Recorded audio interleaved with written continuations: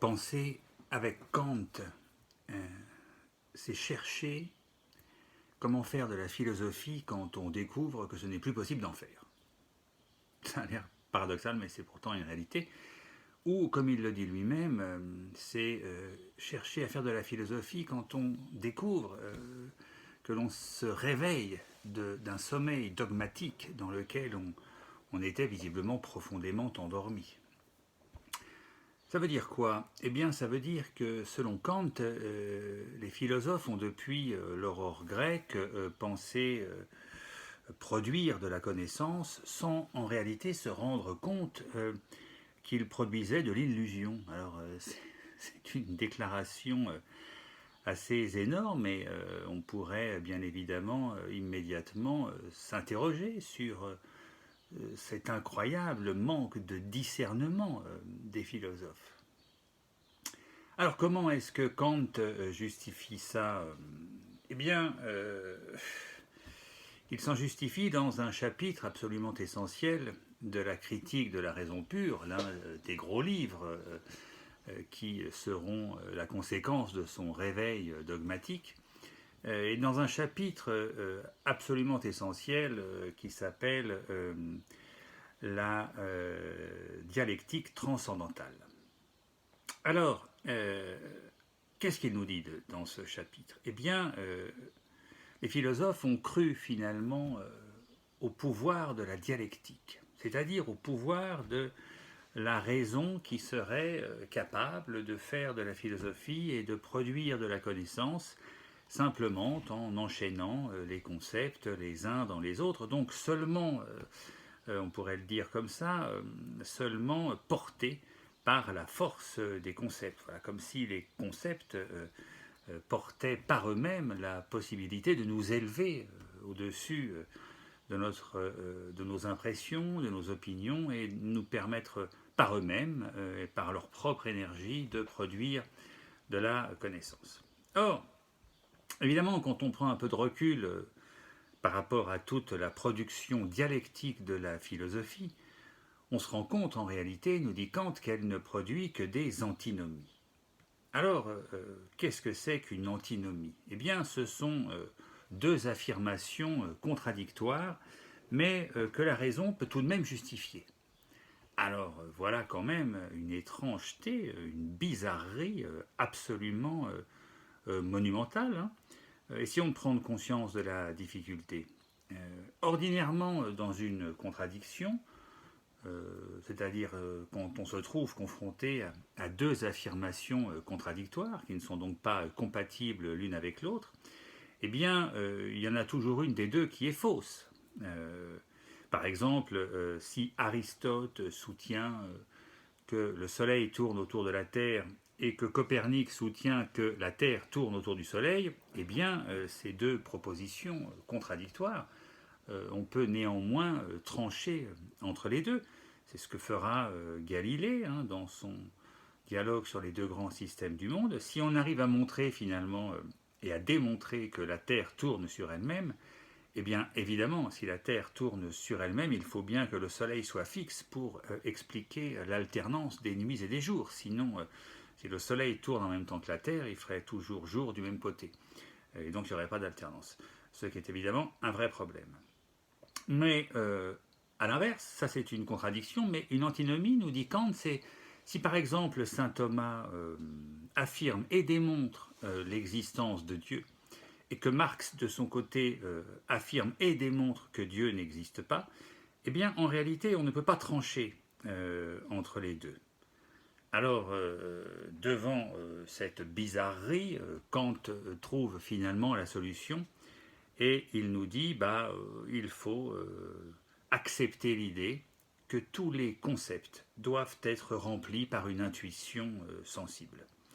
Et que du coup, les concepts de la dialectique, notamment tous les concepts de la métaphysique, eh bien, sont en réalité des concepts vides, c'est-à-dire ils ne renvoient à rien.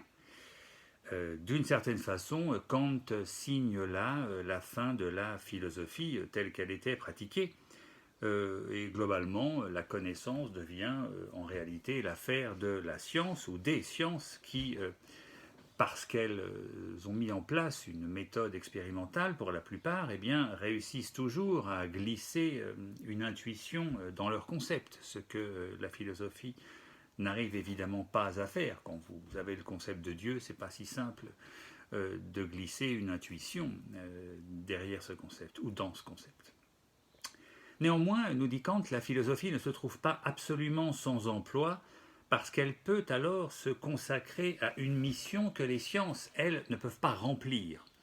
Une mission qui consiste essentiellement à séparer les sciences des non-sciences. Voilà, les sciences ne sont pas capables de se regarder elles-mêmes, elles ne sont pas capables d'identifier par elles-mêmes leurs propres critères de scientificité.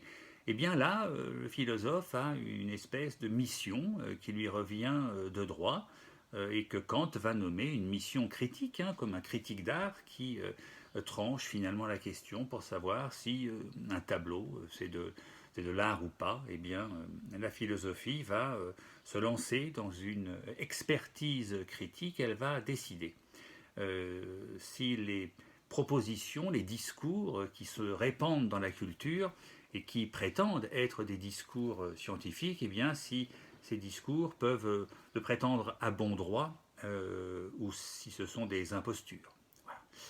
Alors, cette position critique pose néanmoins à Kant et à toute la philosophie postérieure, et d'abord à lui-même, une énorme question du côté de la morale.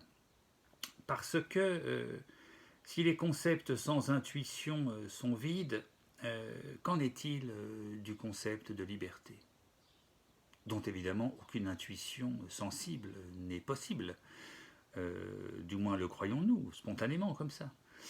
Comment peut-on alors encore parler de morale sans qu'immédiatement les philosophes critiques, tous ceux qui ont bien lu la critique de la raison pure, ne s'insurgent en brandissant l'argument terrible qu'on pourrait formuler de la façon suivante, puisqu'il n'y a pas d'intuition de la liberté, Monsieur Kant, votre discours sur la morale, Monsieur Kant ou n'importe qui d'autre d'ailleurs, tous les discours portant sur la morale ne sauraient prétendre être des discours relevant de la connaissance, et donc il faut les recevoir comme éventuellement des opinions, mais pas comme des discours fondamentalement sérieux sur lesquels engager vraiment sa vie. Donc il y a là une vraie difficulté dont Kant va se sortir en essayant malgré tout, et c'est un très bel effort qui occupera les fondements de la métaphysique des mœurs et la critique de la raison pratique, Kant va essayer de remplir malgré tout d'une intuition sensible le concept de liberté. Alors évidemment, cette intuition sensible ne passera pas par les sens, ni par la vue, ni par l'ouïe, ni par l'odorat, etc. Nos 5 sens qui sont nos fenêtres sur le monde. Mais cette intuition passera par la conscience que chacun peut éprouver en lui-même d'une expérience malgré tout intérieure absolument universelle, qui est que la vertu demande un effort. On n'est pas vertueux finalement spontanément, la vertu demande un effort, et cet effort demande ou se décline comme une force qui nous rend capable de renoncer ou de lutter contre nos inclinations. Or, cette expérience-là d'avoir à lutter ou à renoncer à ses inclinations, chaque homme finalement en fait l'expérience, et c'est sur cette intuition-là, donc l'intuition d'une volonté qui doit s'opposer aux inclinations, que peut reposer toute la réflexion sur la morale et qui vient donner au concept de liberté une forme d'intuition sensible ou en tous les cas une intuition consciente. Bon. Voilà donc ce que c'est que philosopher avec Kant. Mais à trop finalement séparer la science de ce qui n'en est pas, à seulement travailler la question de la frontière entre les sciences et les pseudo-sciences, comme on pourrait les appeler, eh bien, on s'expose inévitablement à l'hostilité de tous ceux qui refusent les frontières. Et notre monde et notre époque font partie de de ceux qui refusent les frontières et qui s'efforcent en réalité de les effacer partout où ils en voient. Et malheureusement, eh bien, cette ligne de démarcation entre science et non-science, ou entre science et pseudo-science, eh bien, elle a beaucoup souffert ces dernières décennies, voire même elle s'est effacée, et la conséquence, c'est que nous voyons refleurir toute espèce d'alchimie, hein, c'est-à-dire de pseudo-science. Après la psychanalyse, par exemple, et après le matérialisme historique, que Popper, un bon disciple de Kant, avait très longtemps combattu, plus ou moins en vain d'ailleurs, enfin il l'avait fait, eh bien nous voyons aujourd'hui d'autres sciences apparaître, notamment l'économie, voilà, qui nous balance un dogme en pleine figure, devant lequel nous devrions nous prosterner, nous agenouiller, comme devant le Saint-Sacrement, qui est que l'enrichissement des riches profite à tous. Alors voilà quelque chose dont évidemment nous ne pourrons jamais avoir une intuition sensible, puisque en réalité nous voyons bien que le nombre des pauvres augmente sans arrêt. Et puis l'autre pseudo-science, je suis désolé de le dire, c'est quand même une certaine école de sociologie qui veut nous faire croire à tout prix que l'homme n'est que le produit d'une construction sociale et rien d'autre que le produit d'une construction sociale. Autre affirmation évidemment absolument gratuite, dont aucune intuition sensible ne pourra jamais confirmer le bien fondé, quoi.